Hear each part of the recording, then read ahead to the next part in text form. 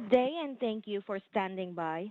Welcome to the COVID-19 media briefing conference call. At this time, all participants are in a listen-only mode. After the speaker presentation, there will be a question-and-answer session. To ask a question during the session, you will need to press star one on your telephone. Please be advised that today's conference is being recorded. If you require any further assistance, please press star zero. I would now like to hand the conference over to your speaker today, Mr. Michael Schaumer. Thank you. Please go ahead. Thank you for joining us for the COVID-19 media briefing call for September 15th, 2021. We'll start today with opening comments from Health Commissioner Jan Malcolm and State Epidemiologist Dr. Ruth Linfield. We also have Minute IT Services Commissioner Tara Tomes on the line to help with questions. After their opening comments, we'll take questions from reporters on the line. With that, we'll now turn it over to Commissioner Malcolm. Thanks, Mike. Good afternoon, everybody. Today, we are reporting 2,736 new cases and 41 deaths. However, as noted on our website, it's important to state right off the top that these totals reflect not only the normal daily figures, but also the results of a rather lengthy data review process that I'll describe shortly. Outside the retrospective cases that were confirmed through that process, we would be reporting 2,089 cases today and 13 deaths today. This brings our cumulative pandemic totals to 676,505 laboratory confirmed cases and 7,956 Minnesotans lost to COVID-19. As of yesterday, so this does not include today's numbers, which have that caveat I just talked about, the daily average over the past week is 2,330 new reported cases per day, to be a weekly total of 16,307. This is 3,000 more cases than the week prior. As we've talked about on prior calls, overall the age distribution of cases continues to trend younger, with over 10% of cases over the last 2 months, back to early July, among children under age 10. For comparison, during the surge in November and December of 2020, the proportion of cases in this youngest age group was half of that, at 5.1% of all cases. And while this younger age distribution, frankly, is to be expected because of vaccine coverage and eligibility in the higher age groups, it's still pretty remarkable to see 10% of the recent surge burden being borne by our youngest children. Since early July, almost 6,500 children under the age of 10 have tested positive for COVID-19, with roughly 2,500 just in the past 2 weeks alone. All but 4 of Minnesota's 87 counties are listed by the CDC as having high rates of transmission. The other 4 are in the second highest category of substantial transmission. Nationally, it appears that only a small handful of counties in a couple of states have any counties in the moderate or low range. So the entire country is facing high transmission rates at this point. Testing did drop in the past week with lower testing on the Labor Day holiday, but testing rates do bounce back in the data lag period. Our statewide test positivity rate is increasing at 7.1%. The last time test positivity was above 7% was on April 15th of this year. We currently have 718 COVID patients hospitalized, including 208 in the ICU. We've not been over 700 beds, except for the last couple of days, since last April. And this is the highest number of people in ICUs in all of 2021 so far. We've been saying since the beginning of this pandemic that it is a top priority for all of us to protect the capacity of our healthcare system to make sure people are able to get the care that they need. As we've seen, COVID cases are going up, and along with them, hospitalizations. Even before COVID cases started to rise, our hospitals were very full, with patients needing care for other critical conditions. So as more beds fill with COVID patients, there are fewer beds to allocate for any condition, COVID or otherwise. You might have seen stories recently emerging around the country about the impact of this, including a national story of a case in another state where a rest tragically died after being turned away by hospital after hospital that was over capacity due to COVID. The point of this story beyond the tragedy of that individual and his family, illustrates just in painful clarity how one person's COVID case is not just one person's or one family's problem. Multiplied again and again, it can add up to a serious problem for all of us, even if we are not infected with the virus itself. Many of our physician leaders and hospital leaders have been making this point increasingly in recent weeks. We're seeing some of these same pressures in Minnesota hospitals that are occurring all across the country. And it is pretty remarkable how this is a shared problem across the country. We need to understand that this isn't just about the physical assets of a hospital bed or a ventilator. Those are the things we focused on as being the critical supply question early in the pandemic. Now it's about staffing. There are fewer healthcare workers on the job today than there were last year, even during the peak of the pandemic, due to the extreme stress and burnout that they've faced for over 18 months now. It's important that we all realize just what incredible work our healthcare providers have been doing, along with our public health workers over this long period of time. It's taken a toll, and there are fewer staff in most of our institutions than there have been for a long time. Despite the extraordinary collaborations that are happening across our whole healthcare system, it is getting harder for some hospitals to find open, staffed beds at the right level of care for critically ill patients, whether due to heart attack, stroke, or COVID. This is an issue statewide, impacting both small rural facilities and larger metro systems. MDH is closely monitoring the situation and is always in contact with our healthcare leaders about the steps they're taking to manage capacity, and they are doing a lot to prioritize care for those who need it the most critically, and about the help they need. All of us in Minnesota need to do our part to limit transmission of this virus and protect ourselves and our neighbors from the harms it can cause. That means getting vaccinated as soon as you can when you're eligible, and it means going back to some of those things we'd like to be done with but are as important now as ever, like wearing a mask when going to a public indoor setting. And things that we should be doing as good practice all the time, like staying home when sick or exposed to someone who is sick and getting tested as appropriate. And on that note, I'm pleased to report that today's figures show another 2,579 people got their first vaccine dose, and even equally importantly, 3,796 completed their vaccination series.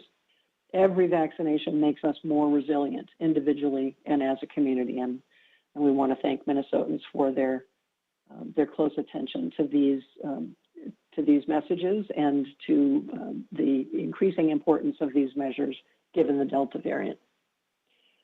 I'd like to give just a brief update on what we know about the state fair and other large events, Sturgis and other things, and how important it is to limit the risk of transmission at large gatherings of any sort.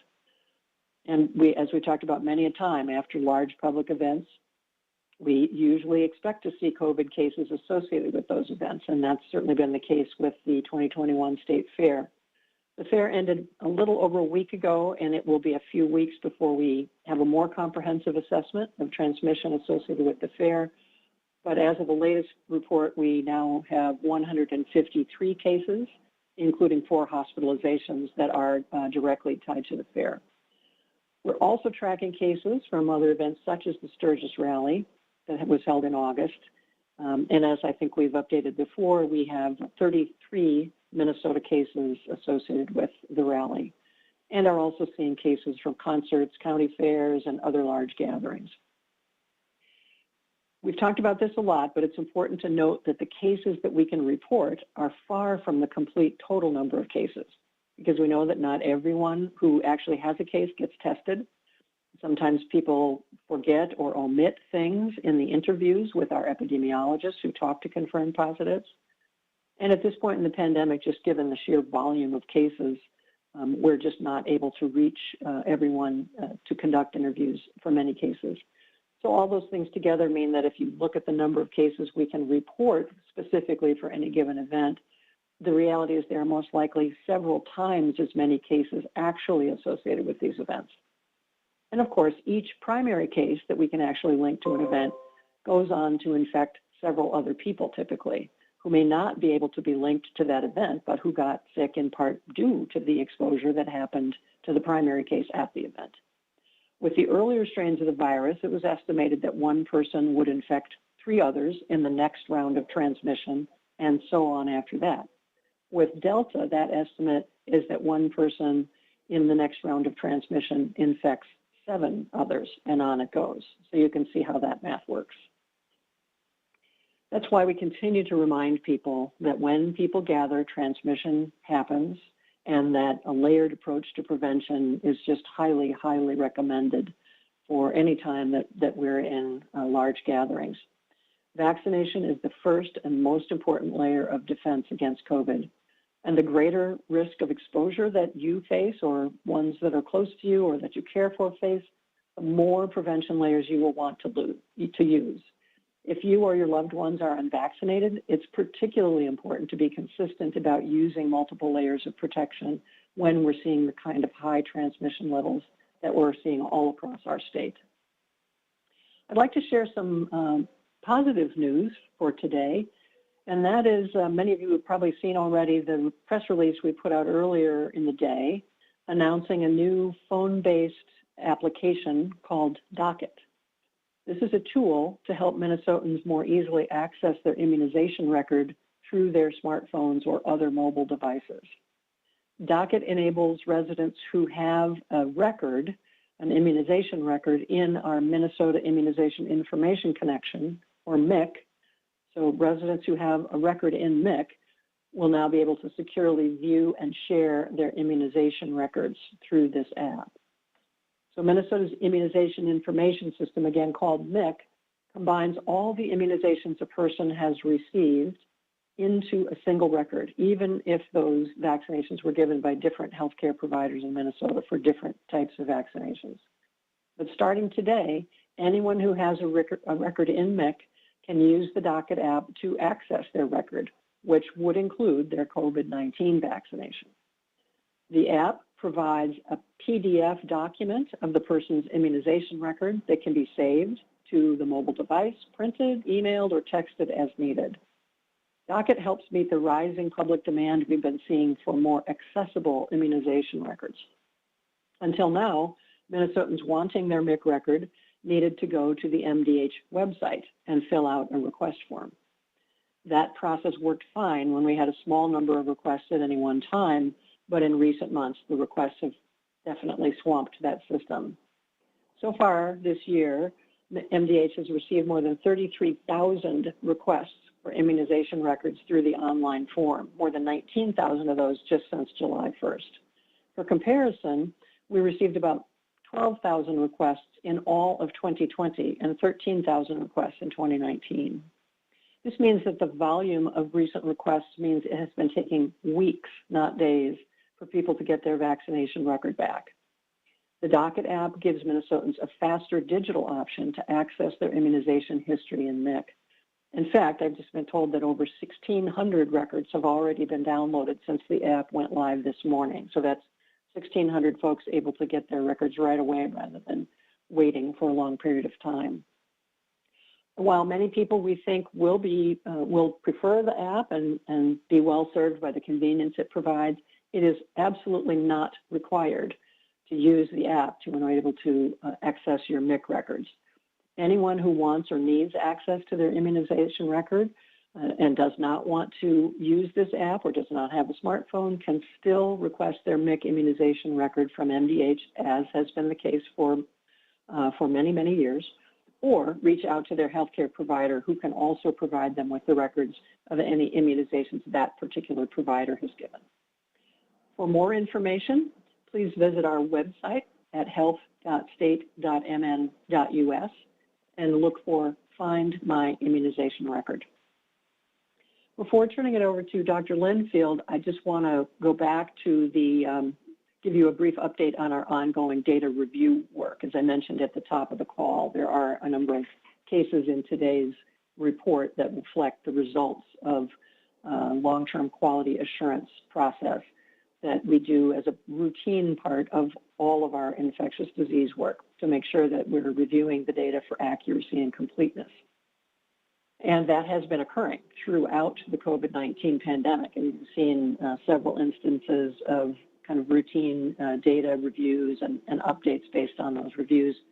But the larger data review projects have been delayed due to just the immense volume of work, the duration and the size of the number of cases that we've been dealing with during this pandemic. But as we've had time, and we did have time, especially during that brief but wonderful window when cases were going down, not up, we were able to conduct more of these data reviews to update any complete or inaccurate data. A batch of cases and deaths from one of these data review projects for long-term care is being added to the data for today. These are not new cases. These are rather cases that have been waiting to be able to be verified as cases and now have been added to our counts. This data review project specifically to long-term care began earlier this year in early 2021. And you might remember that we reported on a first group of cases and deaths from this long-term care data review project this past March.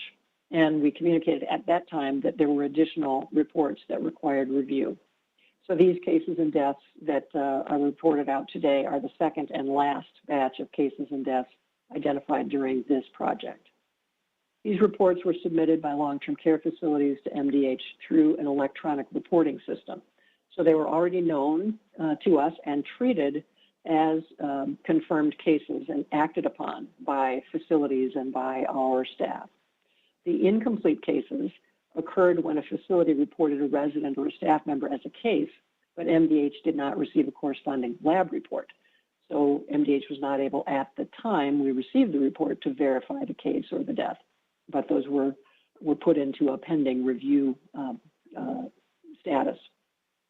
MDH epidemiologists reviewed all of the incomplete reports and ended up making more than 1,000 calls to long-term care facilities to determine which ones actually qualified as a confirmed case of COVID-19. This update adds 647 cases and 28 deaths to the state's total number of cases and deaths. All of these were specific to this long-term care review. So these are all long-term care resident cases and deaths. I do believe actually that, yes, the cases include staff as well as residents in long-term care, but all of the deaths were related to residents. And these cases and deaths occurred throughout the last 18 months. So they go all the way back to the beginning of the pandemic. But all of the total of all of the cases were reported in one batch in today's numbers, as I reported at the top of the call. These updates and notes are reflected on our situation update page and other online materials. I'm very thankful for the dedication of our staff who have such dedication to data integrity and transparency and go the extra mile over and over again to make sure that the data are the best and most accurate possible to inform public health policy and learnings about the pandemic. And with that, I would like to ask Dr. Linfield to give us a quick update on what we know at this point about boosters for COVID-19 vaccinations. Dr. Linfield. Thank you very much, Commissioner Malcolm. There has been a lot of discussion in the media, and we have gotten a lot of questions about boosters. So I did want to let people know that the FDA Vaccines and Related Biological Products Advisory Committee is going to be meeting this Friday, and our understanding is that the Advisory Committee on Immunization Practices, which advises the CDC, is going to be meeting next week. And so we will learn more very shortly about the data and their deliberations. Thank you. And I will pass it now back to Mike Schomer. Thank you, Dr. Linfield. Operator, we're ready to take questions. As a reminder, to ask a question, you will need to press *1 on your telephone. Again, it's * then the number 1 on your telephone keypad to ask a question. To withdraw your question, please press the pound key. Please stand by while we compile the Q&A roster. Our first question comes from the line of Jeremy Alson of Star Tribune. Your line is now open. Hi, Commissioner Dr. Linfield. These questions have built a little bit off of your comments regarding the ability to track and trace the sources of infections at places like the State Fair or other places. I'm looking back at your last weekly COVID report. It's really, most of the cases, new infections are unknown transmission sources, far more than in earlier stages of the pandemic. So we really don't seem to know where people are getting infected very well. And I'm wondering why that is. Have we dropped our contact tracing levels a bit? Are we just not able to figure out what this current wave is doing and where the infections are coming from? Something's going on with the data, and I wanted to know what you thought is happening. Well, thanks, Jeremy. We can certainly go into that in a little bit more depth probably in a future call, but I'll certainly invite Dr. Linfield to comment. But I think it's a combination of factors. It's that we are reaching a smaller percentage of cases through the case investigation and contact tracing efforts, both because of just the sheer volume, but also because fewer and fewer people are responding to the requests for interviews, and those that we are able to reach, either we don't reach them or we reach them and they decline to participate. And those we do reach really don't know because they've been many places and I've been doing many things and can't say with certainty where they think they were exposed. Dr. Linfield, what would you add to that? Actually, Commissioner, I think you covered it exactly. Those are the issues. Well, as a follow-up, what are the implications of that? Does it matter anymore that we can't kind of trace the sources in this era where vaccine is seen as such a big part of the answer? Or are we losing something by not being able to do that as well as we once did?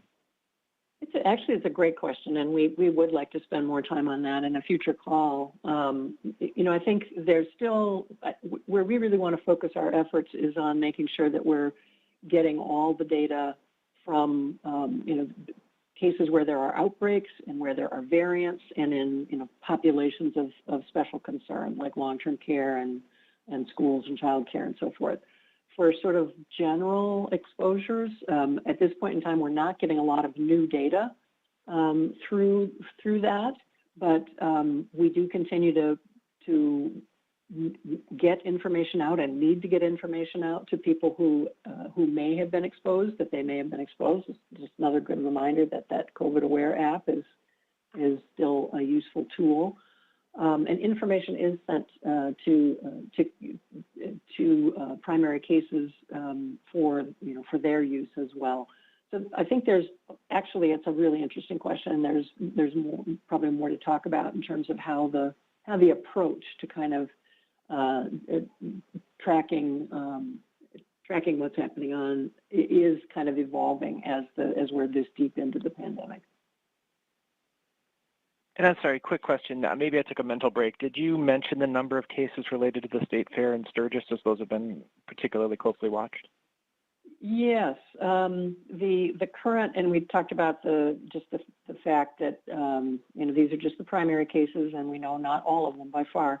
The latest numbers are 153 cases associated with the fair, including 4 hospitalizations, and we're still at 33 primary cases from Sturgis. Sorry if I missed that. Thank you very much. That's okay.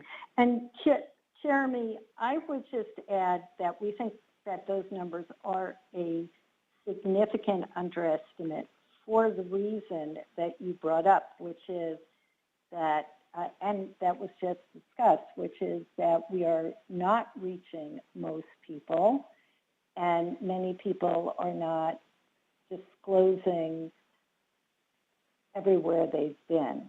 And regarding your question, there is a lot we now know about what we can do to mitigate risk. And that includes vaccination. It also includes, when we have these levels of cases, that people mask in public, indoors and outdoors, where there is crowding and where you can't keep a social distance. that sick people need to stay home, that people who've had exposures, and certainly people who are sick, need to be tested. And all the additional measures about improving ventilation, et cetera, we know how to decrease the transmission. And so identifying the exposure for every case when restaurants are open, when state and county fairs are open, we have provided the information about how to mitigate risk, and we really, really encourage people to follow those. Even though we do not have executive orders, that does not mean that those are not our recommendations. And so we really urge people to remember, we have a lot of COVID right now. It is raining COVID, and we need to do what we can to decrease transmission. Thank you. Thanks.